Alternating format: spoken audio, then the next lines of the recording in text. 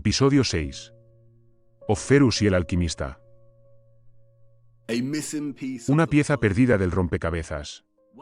Al observar las estructuras del viejo mundo en la actualidad, hay una gran sensación de ausencia y alteración. Las estructuras han sido evidentemente alteradas y cambiadas drásticamente en los últimos 200 años aproximadamente.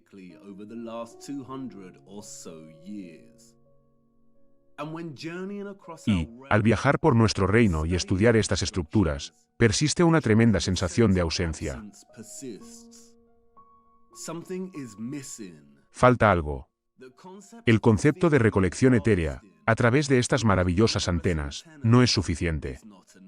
No es lo suficientemente concreto para completar el cuadro. En algún momento hubo algo más que hizo posible todo el entramado tecnológico. Esto, por supuesto, es el componente tecnológico clave de estas estructuras, el motor y los mecanismos centrales que las hicieron funcionar en primer lugar.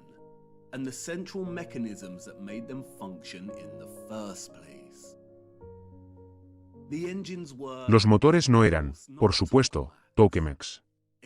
Un tokamak es un instrumento tosco y básico. Es un diseño del nuevo mundo.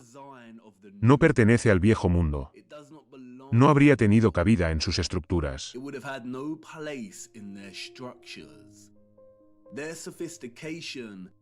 Su sofisticación y delicadeza no habrían dependido de tal fealdad, de tal primitivismo. Sin embargo, es innegable el paralelismo entre la forma octogonal fundamental del tokamak y el amor del viejo mundo por el octógono.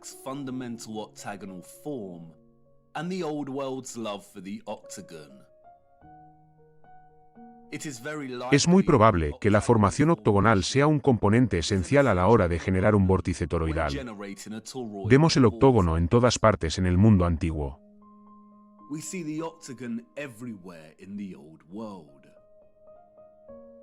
La geometría octogonal sustenta muchas de las formaciones fundamentales de la estructura. Y las peculiares estructuras octogonales que hay por todas partes no son por error.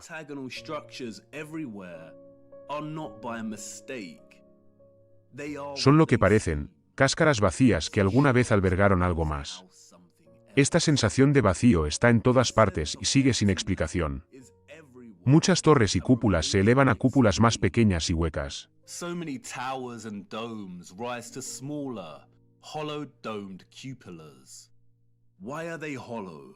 ¿Por qué están huecas?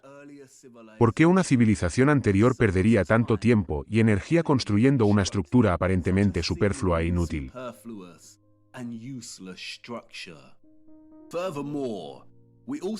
Además, también encontramos varias reliquias históricas que se asemejan mucho al estilo estructural del viejo mundo. En estas reliquias, vemos que los cilindros vacíos, o vasijas, son una parte integral del objeto.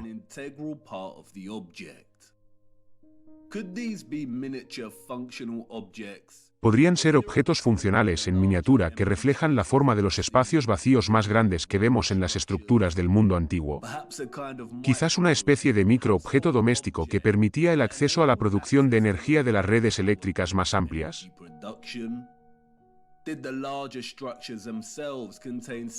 Las propias estructuras más grandes contenían cilindros similares en su interior.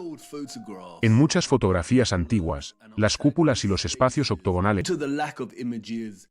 Debido a la falta de imágenes, es difícil presentar un hallazgo consistente. Y muchas cosas han sido alteradas. Y en formas que son casi imposibles de reconocer.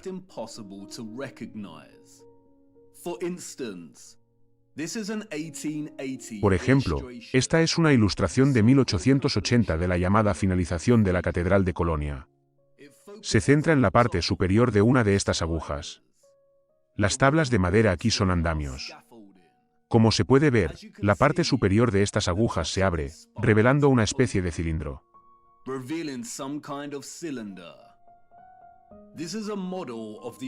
Esta es una maqueta de la zona de la aguja que vemos en la ilustración. Se colocó en el exterior de la catedral para que los turistas se hicieran una idea de lo grandes que son estas agujas, algo imposible para los ciudadanos del siglo XIX.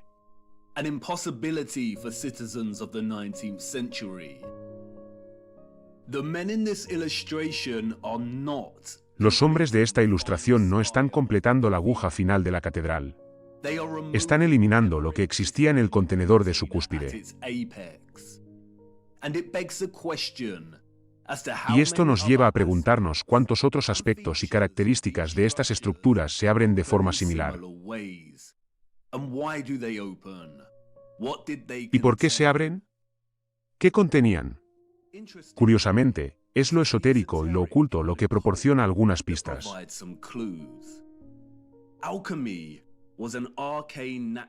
La alquimia era una filosofía natural arcana, o una tradición protocientífica. Su objetivo central era la crisopea, o la transmutación de metales comunes en metales nobles. Desde sus inicios en la antigua cultura egipcia, griega, india y de Oriente Medio, el campo de la alquimia, se nos dice, estaba obsesionado con convertir los metales comunes en oro, y una obsesión maníaca por crear el elixir de la vida, para lograr la inmortalidad.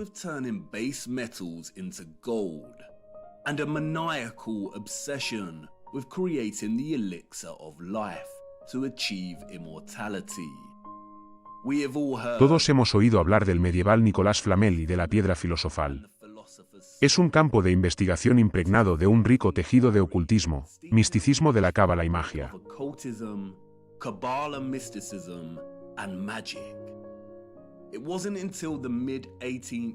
No fue hasta mediados del siglo XVIII cuando la alquimia se separó de su ocultismo y se transformó en el floreciente campo de la química.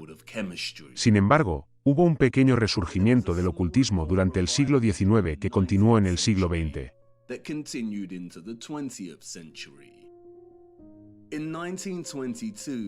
En 1922, un texto misterioso fue escrito por una figura igualmente misteriosa. El misterio de las catedrales, de Fulcanelli, un alquimista francés, según se nos dice. A día de hoy, la identidad de Fulcanelli sigue siendo objeto de debate, nadie sabe quién fue realmente. Y, como muchas figuras misteriosas de los libros de historia, su nombre parece ser un juego de palabras anagramático.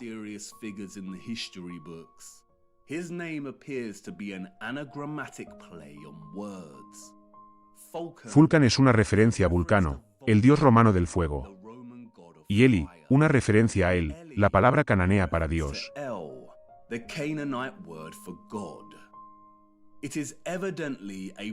Es, evidentemente, una obra de uno o varios masones. Pero, no obstante, su lectura alquímica de las maravillosas y magníficas estructuras que llamamos catedrales es potentemente original y ofrece muchas percepciones y medias verdades.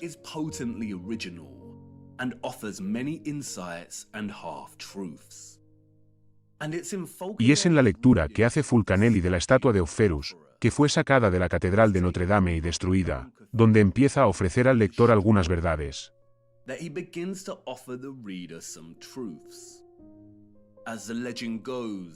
Según la leyenda, Opferus era un gigante fuerte, pero con una mente aburrida. Sus intenciones eran siempre buenas. Quería servir al rey más poderoso de la tierra.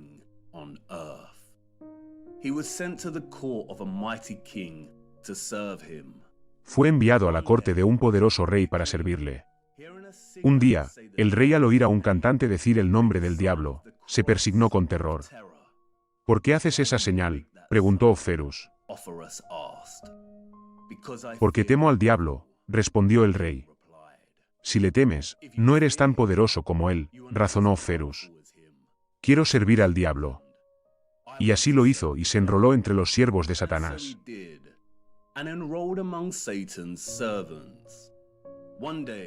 Un día, los siervos se encontraron con una cruz al lado del camino.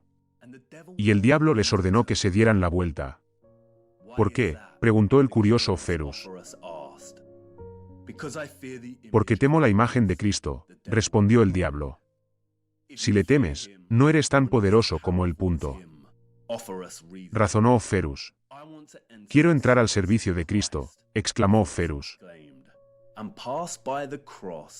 Y pasó junto a la cruz y siguió su camino. En su camino, Opferus se encontró con un ermitaño. Le preguntó dónde podía encontrar a Cristo. En todas partes, respondió el ermitaño.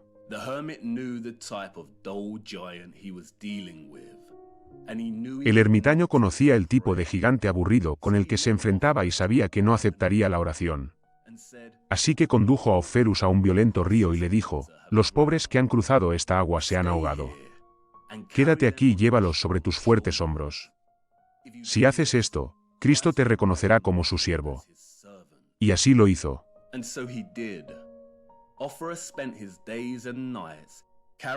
Oferus pasó sus días y noches llevando a la gente al otro lado del río. Una noche, abrumado por el cansancio, Oferus recibió una llamada a su puerta. Era un niño que quería cruzar. Oferus lo cargó sobre sus hombros y comenzó a cruzar el río. Pero, al llegar a la mitad, el río se convirtió en un furioso torrente.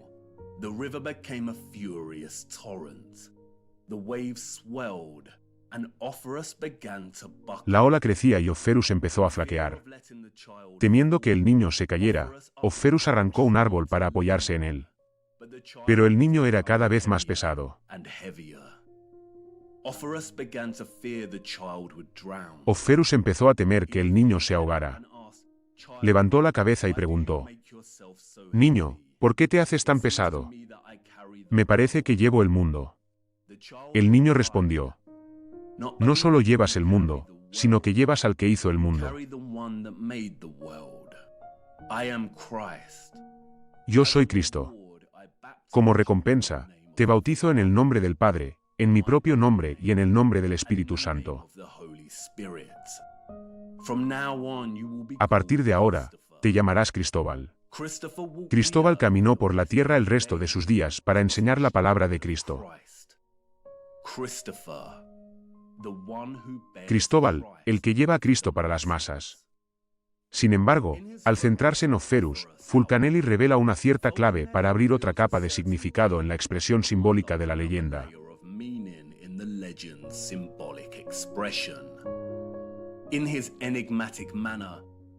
A su manera enigmática, Fulcanelli escribe: Cristóbal representa a Crisopo, quien lleva el oro. A partir de ahí, comprendemos mejor la gran importancia del símbolo, tan elocuente, de San Cristóbal.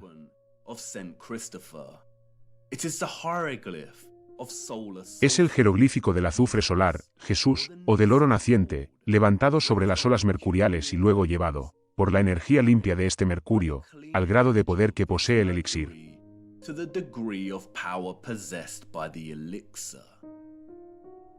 Realmente críptico. Una prosa casi impenetrable. Pero veamos este pasaje un poco más de cerca.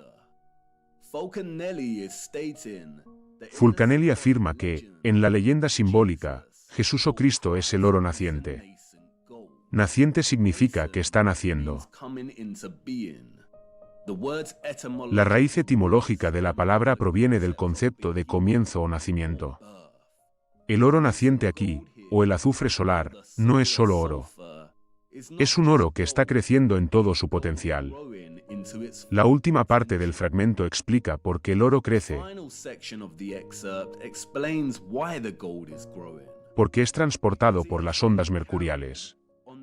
Las ondas mercuriales, aquí, se refieren al metal mercurio. El oro alcanza su potencial gracias a la energía limpia del mercurio.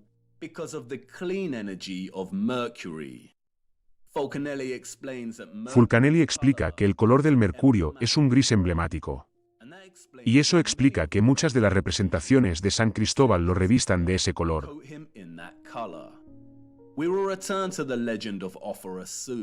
Pronto volveremos a la leyenda de Oferus. Pero antes, veamos más de cerca el mercurio.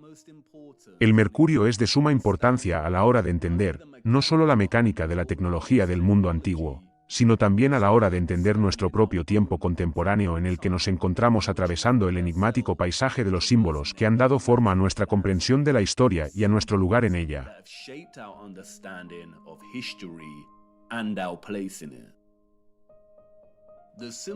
El símbolo, aquí, representa el elemento hidragiros. Su traducción literal del griego significa agua de plata. Hidragiros tiene muchos nombres. También se le llamó azogue. Hoy en día, se le conoce como mercurio. El símbolo alquímico es precisamente el mismo que se utiliza en la astrología clásica para representar el llamado planeta Mercurio. El mercurio puro, o nativo, es un elemento extremadamente raro en la corteza terrestre.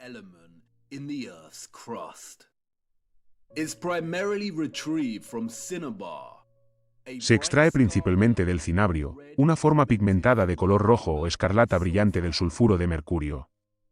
El cinabrio es el mineral de origen más común para refinar el mercurio. Tanto Wikipedia como el Atlas Mundial nos dicen que el mercurio es el 66º elemento más abundante en la corteza terrestre.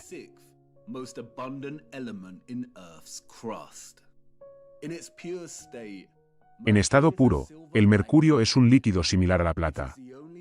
Es el único metal que es líquido a temperatura y presión estándar. Tiene un punto de congelación de menos 38,83 grados y un punto de ebullición de 356,73 grados.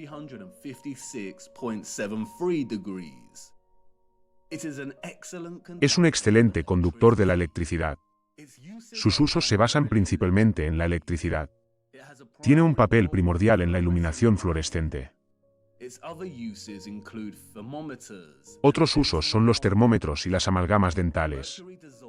El mercurio disuelve todos los metales, incluidos el oro y la plata, para formar amalgamas. La única excepción es el hierro. También se utiliza en las vacunas. Las industrias gubernamentales, médicas y farmacéuticas declararon que el mercurio era tóxico a principios del siglo XXI, eliminando gradualmente su uso en medicina y llevando a algunos países a prohibir completamente el elemento. En algunos países, es ilegal comerciar con el mercurio. Antes de esto, el mercurio era un elemento básico en ciertos tratamientos médicos tradicionales, como la medicina tradicional china. Y, aunque no discuto la toxicidad potencial del mercurio cuando se inyecta en el cuerpo, las preocupaciones que rodean su potencial peligroso son en gran medida exageradas. Todos los metales, especialmente cuando se inyectan y se toman en exceso, son tóxicos. Los niveles elevados de hierro, cobre, zinc y aluminio en el cuerpo contribuyen a toda una serie de enfermedades.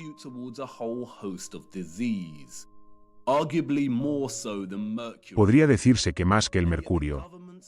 Y sin embargo, los gobiernos de nuestro mundo no han prohibido el papel de aluminio. No han dejado de enriquecer los cereales con óxido de hierro. Y los suplementos de zinc y cobre se pueden comprar con facilidad, y sin restricciones en el valor de la dosis a la que una persona puede exponerse con dichos suplementos.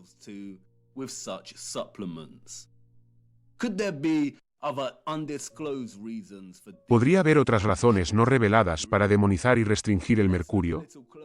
Veamos un poco más de cerca el potencial electromagnético de este extraordinario elemento.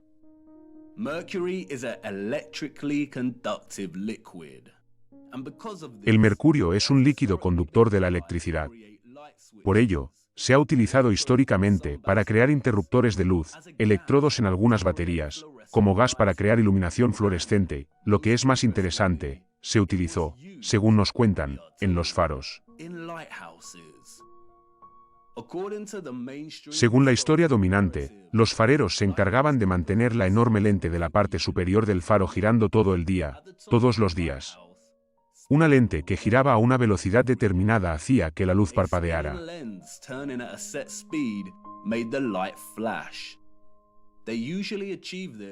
Para ello, solían colocar la lente sobre ruedas, o rodamientos, sujetas a mecanismos de relojería a los que el farero daba cuerda periódicamente.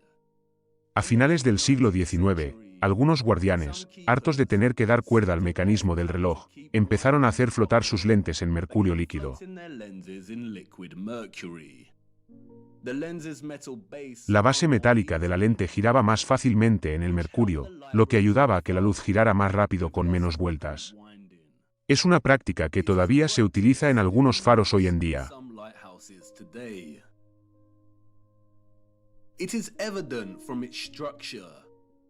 Es evidente, por su estructura, que la única función del faro no era solo iluminar el camino de los barcos. Era una de sus funciones entre otras muchas o simplemente un acto heredado de reutilización.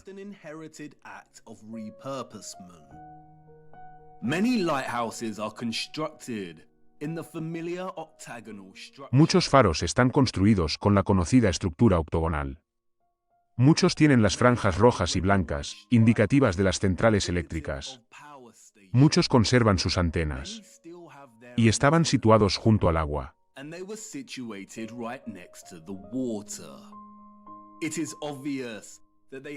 Es obvio que tenían una función similar a la de muchas centrales eléctricas del viejo mundo que encontramos reutilizadas y rebautizadas por todo nuestro reino.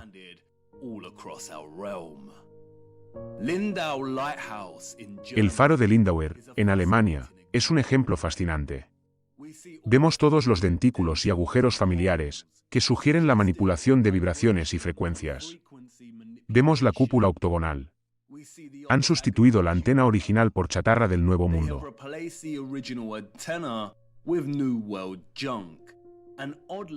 Y, curiosamente, la estructura tiene un reloj.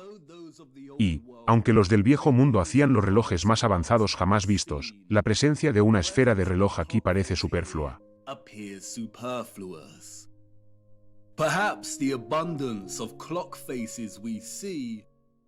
Tal vez, la abundancia de esferas de reloj que vemos en tantas estructuras y torres del Viejo Mundo son en realidad manómetros de vapor reutilizados que solían estar presentes para medir la presión del agua energética.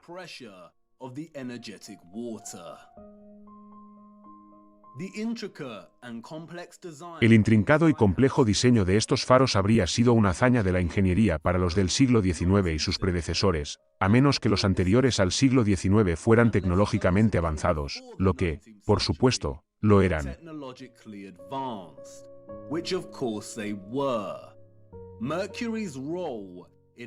El papel de mercurio en la rotación de las lentes es un sutil ejemplo de reutilización. Es muy probable que los complejos aparatos de la parte superior de estos faros se modificaran como lentes luminosas durante el gran reajuste. Y, lo que existía antes, funcionaba para extraer energía etérea. Durante la mayor parte del siglo XIX, se utilizaron quemadores de gas y aceite como fuentes de luz en estas estructuras.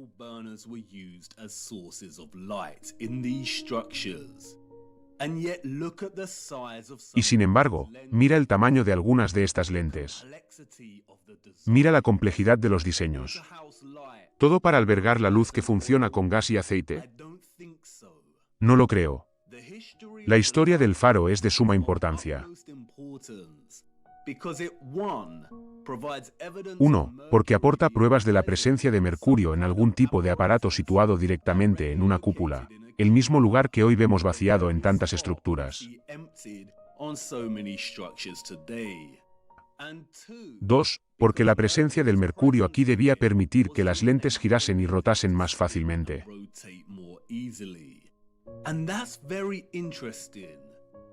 Y eso es muy interesante. Porque, mira lo que pasa cuando aplicas magnetismo y electricidad al mercurio.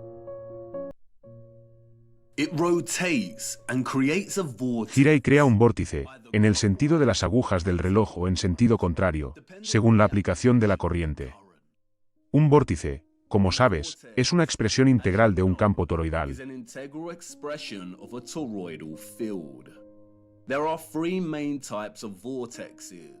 Hay tres tipos principales de vórtices: eléctricos, magnéticos y electromagnéticos. Además del potencial electromagnético del mercurio y de su susceptibilidad de formar un vórtice cuando está bajo la influencia de la corriente, el agua de plata también tiene otra aplicación no reconocida. Las antenas pueden ser diseñadas para transmitir y recibir ondas electromagnéticas en todas las direcciones por igual. Y se podría plantear la hipótesis de que los orbes de las antenas del Viejo Mundo contenían mercurio.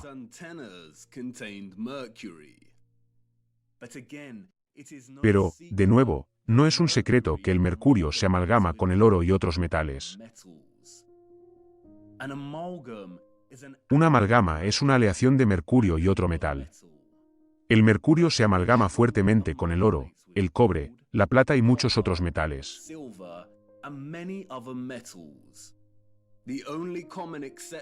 La única excepción común es el hierro.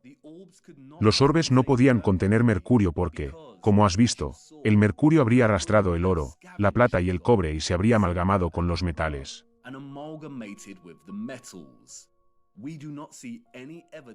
No vemos ninguna evidencia de eso aquí. Funcionan estrictamente como antenas aéreas.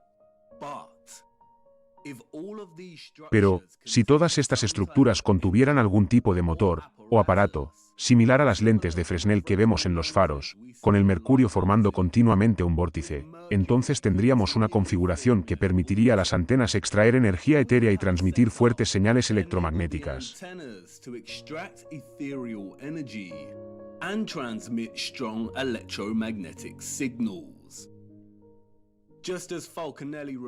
Tal y como revela Fulcanelli en su lectura de San Cristóbal, era el mercurio el que permitía al oro alcanzar su potencial. Es muy probable que los cilindros, vasos y recipientes ausentes que se extrajeron de estas estructuras, y que solían estar presentes dentro de las estructuras geométricas octogonales, contuvieran mercurio.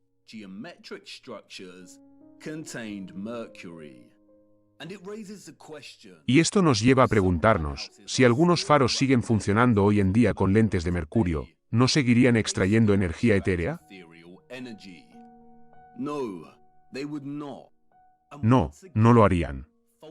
Y, una vez más, Fulcanelli nos dice por qué. Como Fulcanelli afirma en otra parte del misterio de las catedrales. La disolución del azufre, o sea, su absorción por el mercurio proporcionó el pretexto de emblemas muy diferentes, pero el cuerpo resultante, homogéneo y perfectamente preparado conserva el nombre de mercurio filosofal.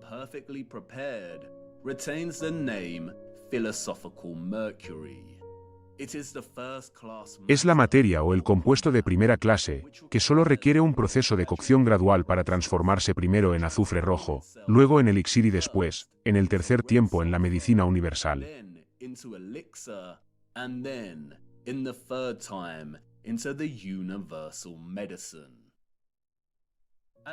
Como aclara Fulcanelli, la transformación del mercurio puro en un estado sulfuroso rojo es el primer paso.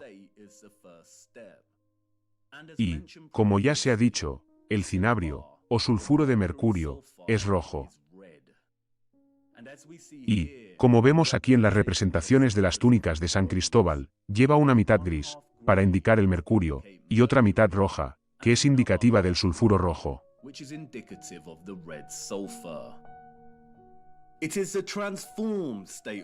Es el estado transformado del mercurio lo que permite al oro, aquí representado como Cristo, alcanzar todo su potencial, o mantenerlo en consonancia con la leyenda para llegar a las masas.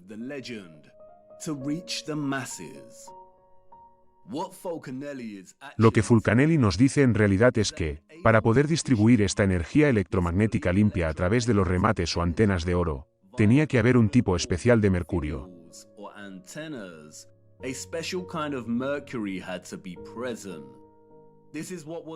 Esto es lo que contenían las naves y los motores.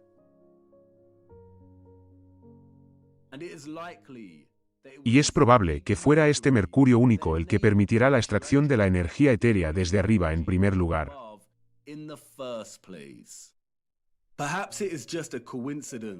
Tal vez, es solo una coincidencia, si usted cree en tal cosa. Sin embargo, es interesante que muchas de las reliquias más pequeñas que vemos tienen marcas rojas en el interior de los recipientes, tal vez un homenaje a la sustancia que contenían.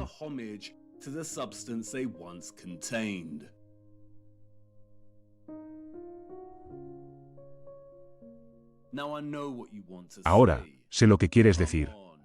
Vamos.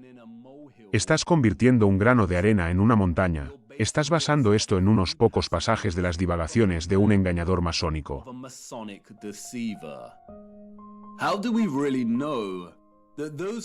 ¿Cómo sabemos realmente que los del viejo mundo eran los alquimistas de antaño y que el mercurio era fundamental para su avanzada tecnología?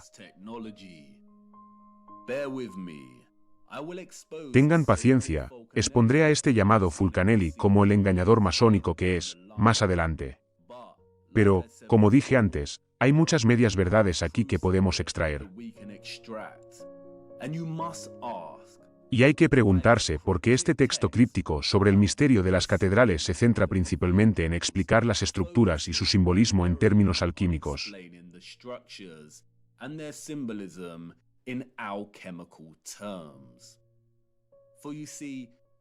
Porque, como ven, San Cristóbal no es la única expresión simbólica de la relación entre el mercurio y el oro.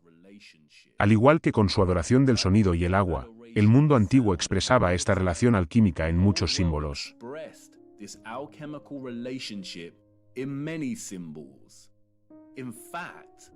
De hecho, los símbolos eran tan frecuentes que el enemigo tuvo que apropiarse de ellos y utilizarlos como armas de control y engaño.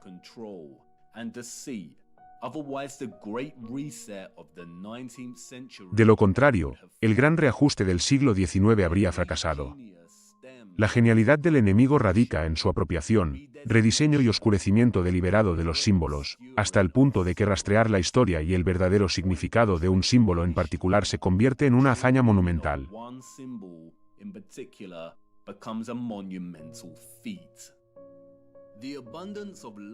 La abundancia de leones y águilas que vemos en todo el mundo antiguo, principalmente en forma de estatuas, se relaciona con los elementos del oro y el mercurio.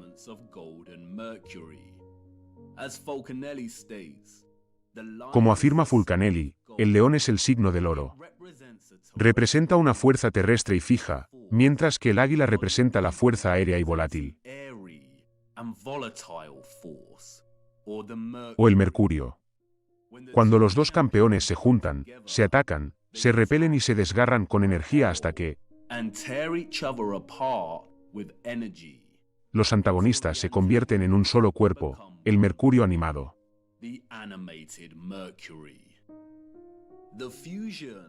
La fusión del oro fijo y del mercurio volátil crea el grifo, en el que el león o el oro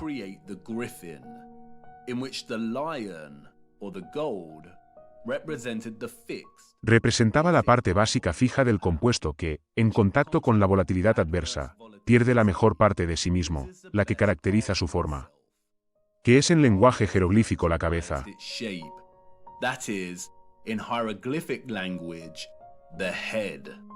Y, al igual que el león y el águila, vemos al grifo por todas partes en el mundo antiguo.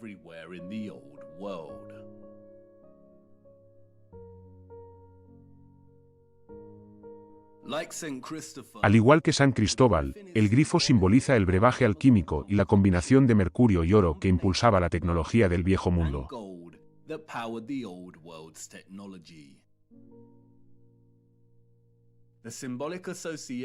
La asociación simbólica de animales y bestias con la alquimia ha sido erradicada de la historia, principalmente debido a la apropiación de estos animales como símbolos heráldicos de la realeza y la nobleza.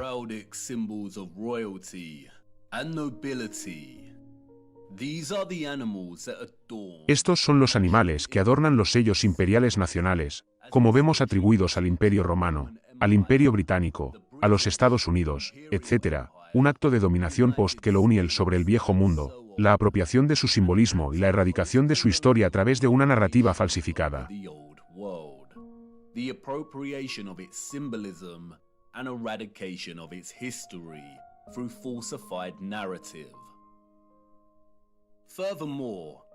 Además, el símbolo químico, alquímico y cosmológico utilizado para representar el mercurio es inmediatamente reconocible por su fusión de dos de los símbolos más utilizados a lo largo de la historia y la cultura, la cruz y la media luna.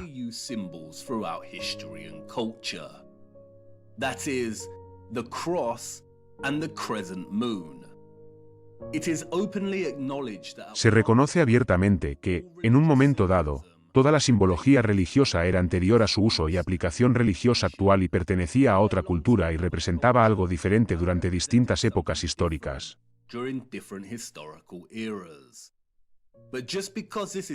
Pero, que esto se declare abiertamente, no significa que tenga ningún sentido. ¿Estaban nuestros antepasados históricos y sus propios antepasados históricos realmente tan poco inspirados que necesitaban reciclar símbolos ya establecidos, o no se nos está diciendo la verdad una vez más?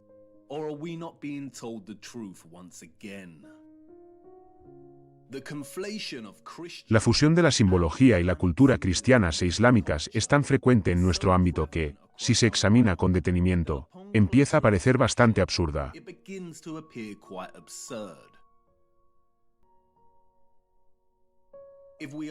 Si creemos en el relato histórico oficial, es decir, Si creemos en el relato de las cruzadas y de las guerras otomanas de los Habsburgo, de la continua guerra entre Occidente y Oriente, entonces la presencia del simbolismo de la media luna en muchos de los llamados escudos y crestas de la Europa medieval no tiene ningún sentido.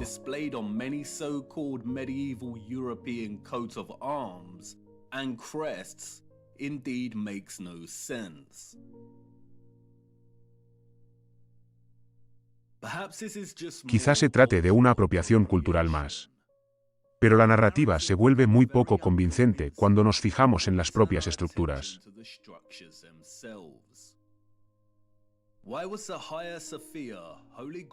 ¿Por qué la Gran Mezquita de Santa Sofía fue construida originalmente como iglesia de Santa Sofía por el llamado Imperio Romano?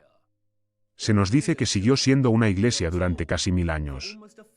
Sus 4 minaretes se construyeron después de que el Imperio Otomano tomara la región. Pero, mira su diseño original.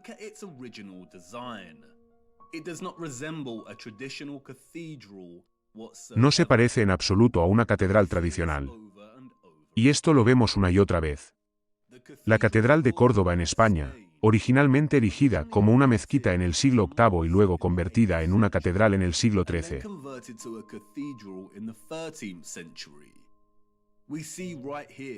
Vemos, aquí mismo, la confluencia de ambos estilos de Oriente y Occidente. Curiosamente, la estructura también presenta los arcos con rayas rojas y blancas, indicativos de centrales eléctricas que encontramos en tantas estructuras imposibles.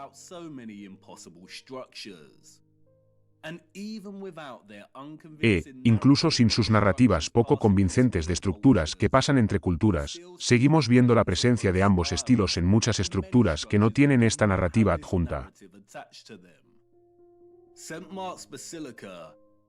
La Basílica de San Marcos y el Palacio Ducal, en Venecia, parecen extremadamente orientales. Al igual que el Pabellón de Brighton, en Inglaterra. Estas estructuras eran imposibles para todos aquellos, orientales y occidentales, en la narrativa oficial, a menos que tuvieran una tecnología avanzada, que la narrativa nos dice que no tenían. La narrativa oficial nos cuenta historias de arquitectos inspirados e influenciados por las estructuras de Oriente y Occidente, por igual. Pero recordemos que en la época en que se construyeron estas estructuras, la gente no tenía medios de transporte accesibles. Viajar entre continentes y países llevaba semanas. Y no tenían cámaras para documentar las estructuras para poder replicarlas con tanta precisión en primer lugar.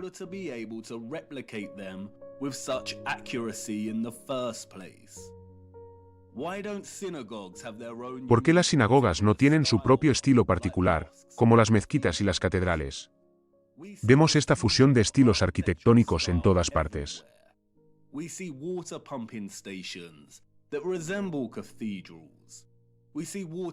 Vemos estaciones de bombeo de agua que parecen catedrales. Vemos torres de agua que se parecen a las torretas de los castillos. Vemos catedrales que también parecen edificios oficiales del gobierno. Todas estas estructuras pertenecen a una sola civilización unificada. Por eso encontramos tantas catedrales en ruinas en Oriente Medio. Fueron destruidas y arruinadas durante el Gran Reseteo, y después, para solidificar la narrativa falsificada. Por eso vemos la luna creciente en viejas fotografías del siglo XIX, en zonas donde no debería estar. Esto es Brasil. Mira más de cerca. Incluso hoy en día, la población musulmana de Brasil comprende un total de 1% del país.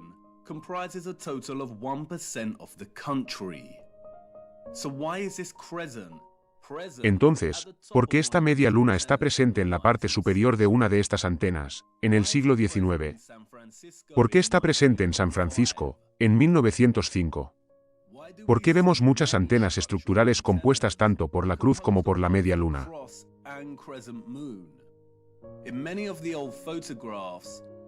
En muchas de las fotografías antiguas, vemos muchas estructuras sin ningún tipo de simbolismo religioso, sino simplemente antenas estándar. ¿Y qué hay de todas las antenas inusuales que vemos? Muchas de las antenas funcionaban como instrumentos simétricos para mejorar la extracción del éter y transmitir energía a otras antenas.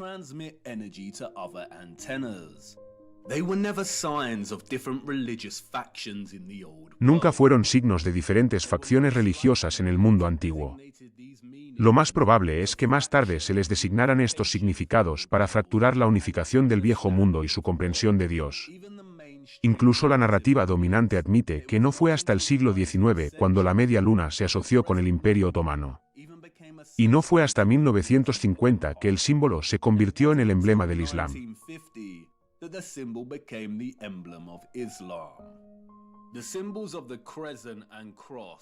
Los símbolos de la media luna y la cruz son mucho más complejos de lo que la mayoría cree. En el contexto de las antenas, son probablemente un homenaje simbólico al mercurio alquímico que las hizo funcionar en primer lugar. Pero la media luna y la cruz también tienen implicaciones más amplias relacionadas con el funcionamiento sagrado, energético y etéreo de nuestro reino.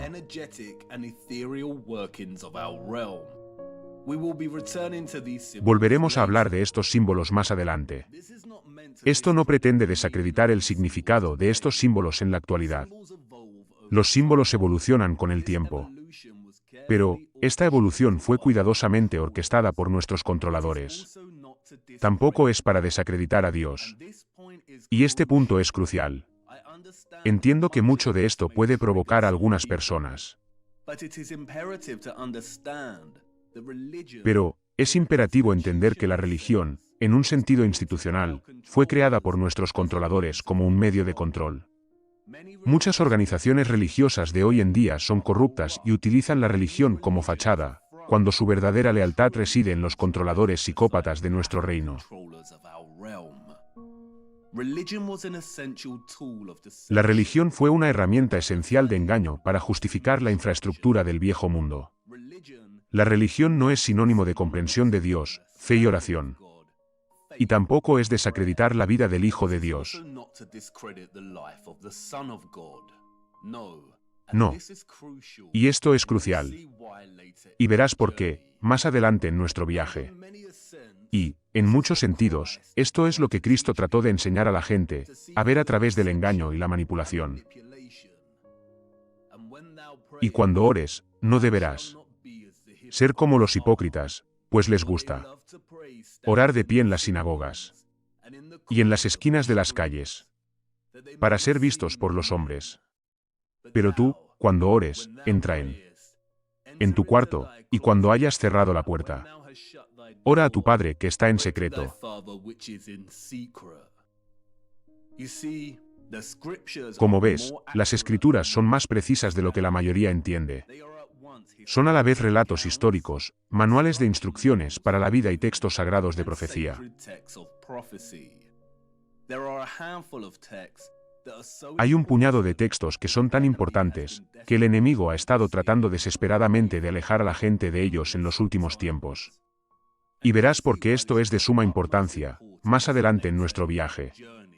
Quédate conmigo. Lo mejor está por venir. Y no termina aquí. La base del símbolo alquímico del mercurio, se nos dice, era un caduceo.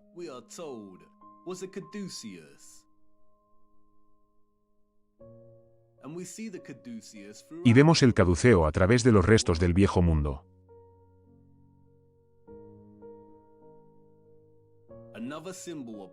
Otro símbolo del que se apropió el enemigo, que adorna muchos escudos y que fue adoptado por las industrias médicas centralizadas y corruptas que han sido responsables de crímenes masivos contra la humanidad que continúan hoy en día.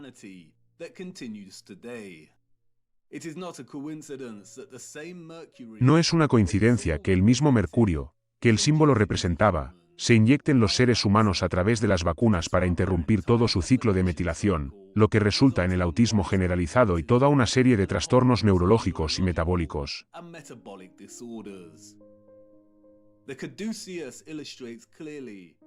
El caduceo ilustra claramente cómo tanto la mitología romana como la de la antigua Grecia sirven al enemigo como herramienta de engaño. En la mitología romana, el bastón del caduceo se llevaba en la mano izquierda del dios Mercurio. El Mercurio romano era un dios de las ganancias financieras, el comercio, la comunicación y los mensajes. En la mitología griega, el bastón lo lleva Hermes. Hermes era el dios de los viajeros, los mercaderes y el comercio. Las mitologías fabricadas permitieron al enemigo ocultar la verdadera asociación del caduceo con el mercurio elemental, a la vez que les permitía la habitual y enferma ocultación a la vista, burlándose del ritual al vincular sus industrias médicas con el dios de las ganancias financieras y el comercio.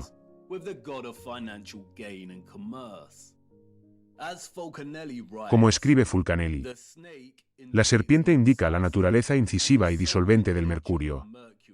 Este reptil es el aspecto del mercurio en su primer estado y la vara de oro es un azufre corpóreo añadido. Es el mercurio filosófico y el caduceo como su símbolo.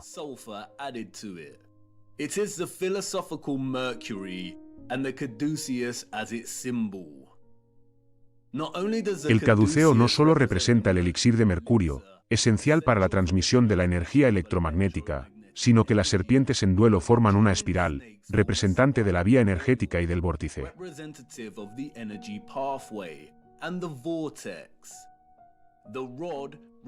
La vara representa un azufre dorado. Pero, también es una reminiscencia de las propias antenas. Y, al igual que las mitologías se esconden a la vista, las alas representan aquí la conexión, la comunicación, los mensajes, las señales entre antenas en la red electromagnética y también la conexión entre las antenas y el propio éter.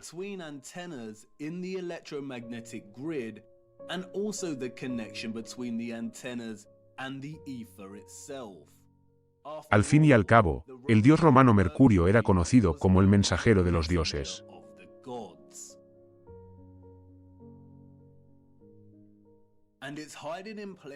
Y se esconde a la vista en todo el arte e ilustración alquímica. Vemos el águila y el león, vemos el caduceo.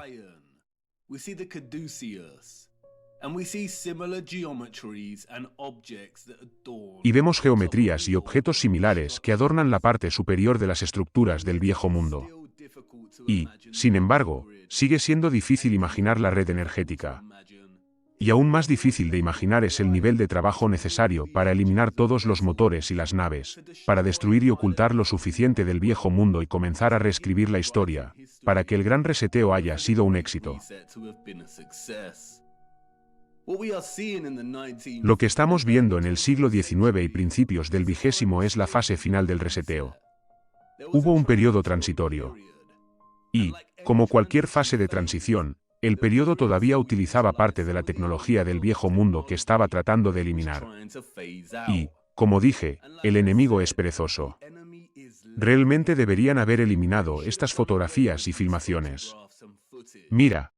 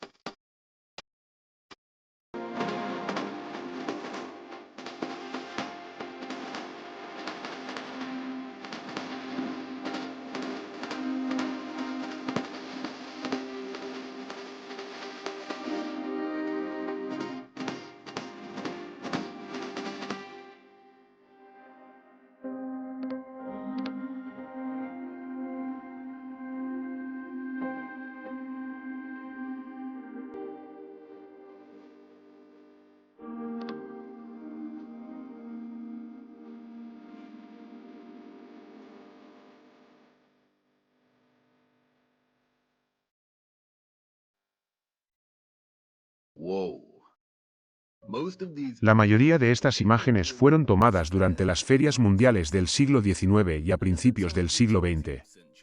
Cualquier electricista podría atestiguar lo imposible que sería la iluminación en esta época y a esta escala. ¡Qué pesadilla absoluta para el cableado! Pero, no necesitaban un cableado complejo, ¿verdad?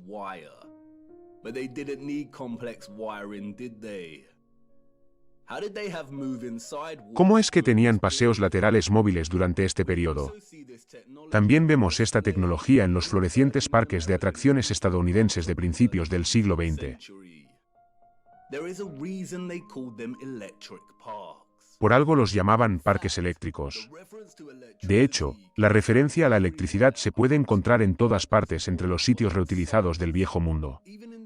Incluso en los lugares más insospechados.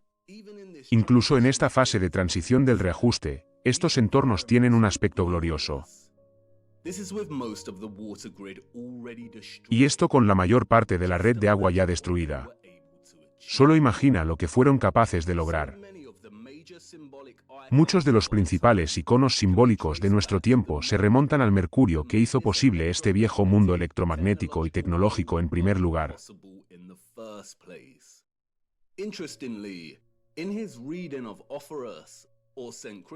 Curiosamente, en su lectura de Oferus, o San Cristóbal como portador de mercurio, Fulcanelli lleva al límite sus artimañas masónicas de medias verdades y engaños. Comienza hablando del cinturón de Oferus, tal y como lo representa Julien Champagne, cuyo cuadro de Oferus cuelga en la mansión de Jan Layemen, lo que Fulcanelli llama una de las más atractivas y raras residencias filosóficas. El cuadro representa a Oferus con un cinturón, cosido con líneas entrecruzadas. Es importante señalar que ninguna de las otras representaciones artísticas famosas de Oferus lo representan con este cinturón. Fulcanelli exclama que el artista lo hizo aún mejor que el resto. Bajo la inspiración del científico hermético que ha encargado el cuadro, el artista representó a Oferus, ceñido por un ancho cinturón a la altura del abdomen. Es este cinturón, escribe Fulcanelli, el que da a San Cristóbal su verdadero carácter esotérico. Escuchen con mucha atención lo que afirma a continuación. Según algunos documentos conservados en los archivos de la mansión Layemen, sabemos que Jan Layemen pertenecía a la hermandad alquímica de los caballeros de la mesa redonda. Lo que vamos a decir aquí no se puede enseñar. El cinturón de Oferus es el signo que todos los filósofos reconocen como la marca externa que indica la extrema pureza intrínseca de su sustancia mercurial. Es un signo que los antiguos autores llamaban el sello de Hermes, la estrella de los Reyes Magos, el Osezno, la constelación en la que se encuentra la estrella polar.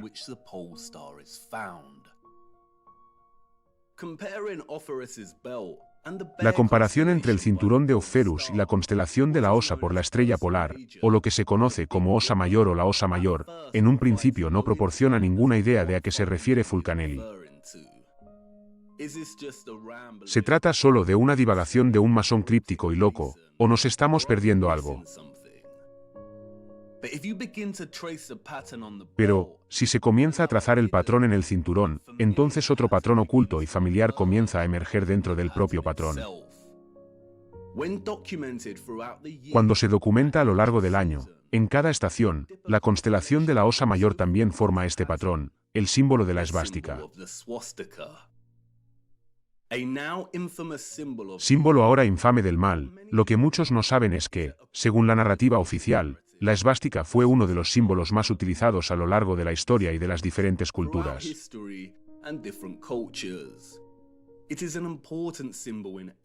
Es un símbolo importante en los países asiáticos, representando el hinduismo, el jainismo y el budismo.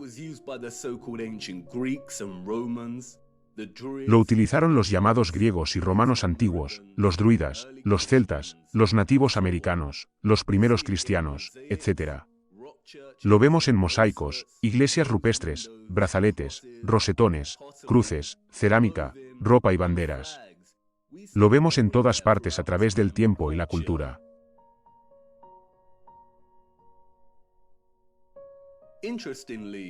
Curiosamente, las compañías eléctricas suecas y noruegas utilizaron el símbolo a finales del siglo XIX y principios del XX para representar centrales eléctricas y estaciones hidroeléctricas.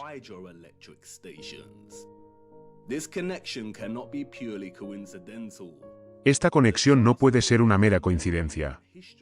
La tarea de borrar la memoria y la historia no es una hazaña fácil. Requiere tiempo. De todos los símbolos, este es el que más ha tenido que corromper y diluir el enemigo mediante la apropiación, no solo por su asociación ya perdida con el electromagnetismo, sino porque, como deja caer Fulcanelli, su asociación original con la participación del mercurio en la red eléctrica del viejo mundo.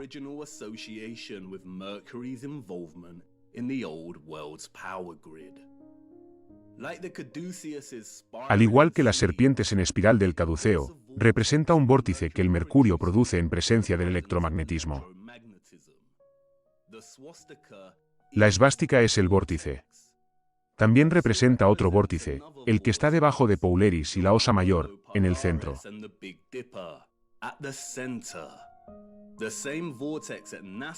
El mismo vórtice que la NASA ha burlado ocultando a la vista aquí en la Tierra y en su representación de los polos de otros planetas.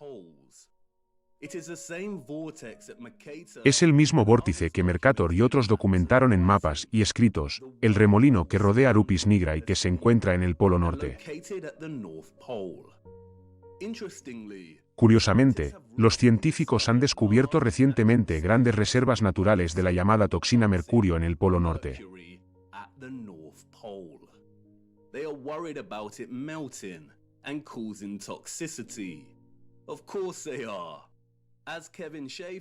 Como escribe Kevin Schaefer en el artículo de National Geographic, resulta que no solo hay mercurio en el permafrost, sino que el Ártico es la mayor reserva de mercurio del planeta.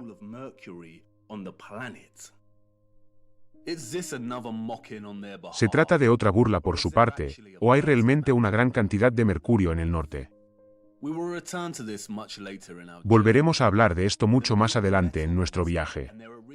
Los metales nobles y su ubicación original en la Tierra son muy importantes. Y son las escrituras las que tienen la respuesta. El mundo antiguo lo sabía. Conocían la Tierra que pisaban mejor que nadie. Sabían que los metales alquímicos, el oro, el hierro, el cobre, el mercurio, etc., podían fusionarse de manera que les permitiera acceder a la energía electromagnética etérea. Sabían que Opferus, el mercurio alquímico, podía elevar al Cristo, el oro alquímico, y llevarlo a las masas. No es una coincidencia que el camino por el que Opferus llevó a Cristo fuera a través del río, del agua. La leyenda de Opferus es una totalidad simbólica y metafórica del sistema energético del viejo mundo.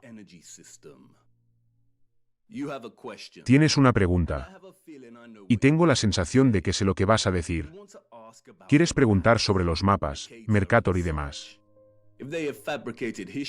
Si han fabricado la historia, han distorsionado tanto el significado simbólico y han mentido sobre los que vinieron antes, ¿cómo podemos confiar en estos viejos mapas y relatos del norte?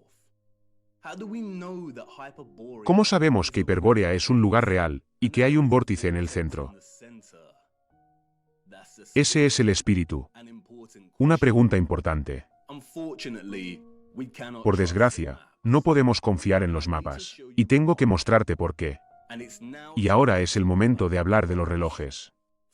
Porque, verán, hay otro mapa, oculto y olvidado desde hace tiempo, el más antiguo de todos. Y no es perfecto, de ninguna manera. Pero, es todo lo que tenemos. Come, it is time to lift another veil.